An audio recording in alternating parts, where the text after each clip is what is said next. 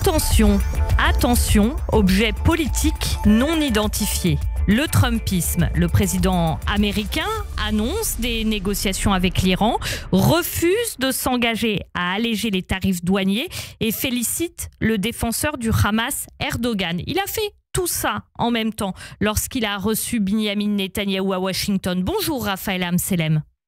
Bonjour. Vous êtes analyste en politique pour le think tank Génération Libre et on vous retrouve chaque semaine sur Radio J.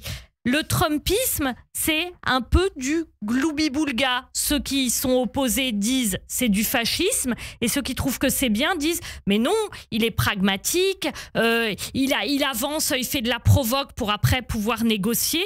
À quoi se référer pour comprendre ce qu'est le Trumpisme ?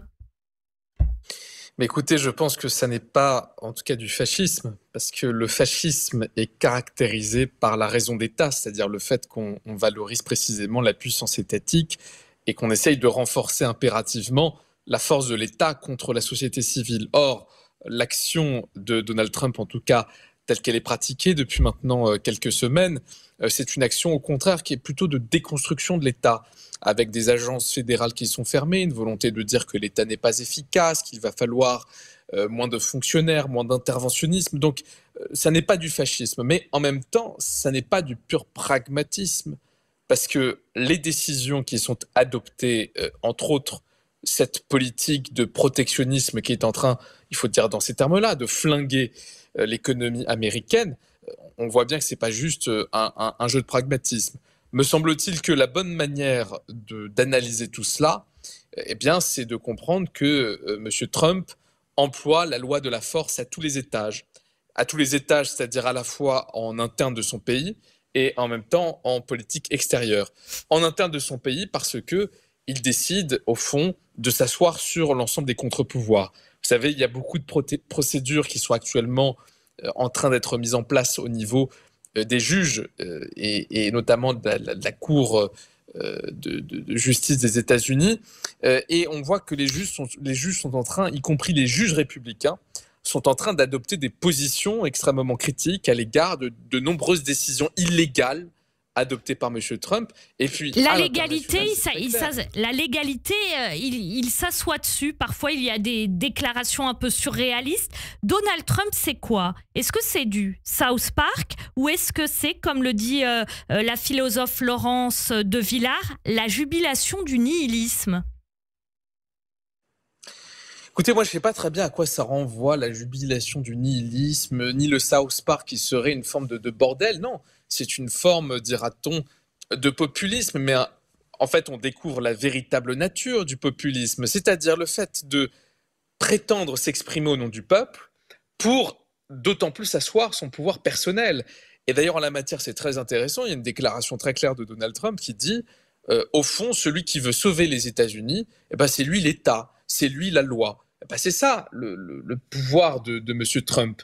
C'est un pouvoir qui, s'arrogeant la souveraineté populaire, estime que toutes les règles de droit, toutes les règles de l'état de droit, la force de la loi n'importe pas parce que c'est son pouvoir personnel qui doit s'asseoir avec la base de cette force populaire. Raphaël Amselem, après tout, on pourrait dire, il donne un coup de pied dans la fourmilière, après, ça va s'arranger. Qu'est-ce qui, d'après vous, vous qui êtes justement analyste en politique, qu'est-ce qui, d'après vous, dans ce que fait Trump actuellement, peut être dangereux, y compris pour chacun d'entre nous, en France, ailleurs ?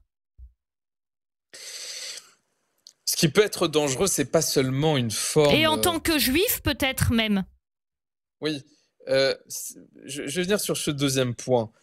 D'une manière générale, c'est pas seulement la question du désordre qui est à craindre et les décisions qui ont été prises en matière de politique commerciale sont extrêmement symboliques. Je pense que je n'ai pas besoin d'expliquer en quoi, y compris nous Français, avons à craindre de cette politique-là. Mais c'est de voir qu'au fond, les États-Unis, qui étaient le parangon de la démocratie libérale dans le monde, sont en train d'abandonner complètement leurs principes et de permettre précisément à des pouvoirs autoritaires et libéraux de se développer sur l'ensemble de la surface du globe.